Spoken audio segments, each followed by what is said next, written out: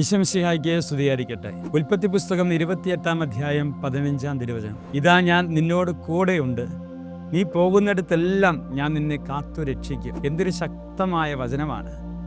ഒരു ദൈവം പറയാണ്, മക്കളെ, ഞാൻ നിങ്ങളുടെ കൂടെയുണ്ട്, നീ പോകുന്നിടത്തെല്ലാം ഞാൻ നിന്നെ കാത്തു രക്ഷിക്കും. ഒരു ശക്തിയാണ് പ്രിയപ്പെട്ടവരെ.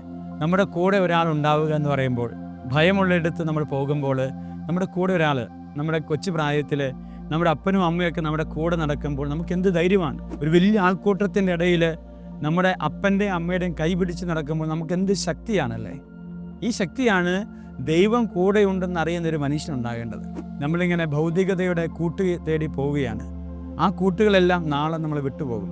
ആരോഗ്യം ഒരു കൂട്ടാകാം, സൗന്ദര്യം ഒരു കൂട്ടാകാം, പ്രിയപ്പെട്ടവരൊരു കൂട്ടാകാം. പക്ഷേ ഈ കൂട്ടുകളെല്ലാം നാളെ നമ്മൾ വിട്ടുപോകും. ഒടുവിലായി നമ്മൾ കൂട്ടുപിടിക്കേണ്ടത് യേശുവിനെയാണ്. അതുകൊണ്ട് എല്ലാത്തിനും ഒടുവിൽ ദൈവത്തെ കൂട്ടുപിടിച്ചാൽ നമ്മൾ കാത്തുരക്ഷിക്കപ്പെടുന്ന ഒരു സമൂഹമായി മാറും. ഈ രക്ഷ നമുക്കില്ലാതെ പോകുന്നത്, ഈ ആനന്ദം, സന്തോഷവും സമാധാനം നമുക്ക് കൈവിട്ടു പോകുന്നത്, നമ്മൾ കൂട്ട് തേടിയെത്തുന്നത് ലോകത്തിലാണ് എന്നുള്ളതാണ്. ഈശോ പറയാണ്, ഞാൻ നിന്റെ കൂടെയുണ്ട്, നിന്റെ കൂട്ടിനുണ്ട്, നീ പോകുന്നിടത്തെല്ലാം ഞാൻ എന്നെ രക്ഷിച്ചുകൊള്ളും. ഈശോയെ, ഈ വചനം ഇന്ന് ഞങ്ങൾക്ക് കരുത്തേകട്ടെ. നമുക്ക് പ്രാർത്ഥിക്കാം. ദൈവം അനുഗ്രഹിക്കട്ടെ. ആമേൻ.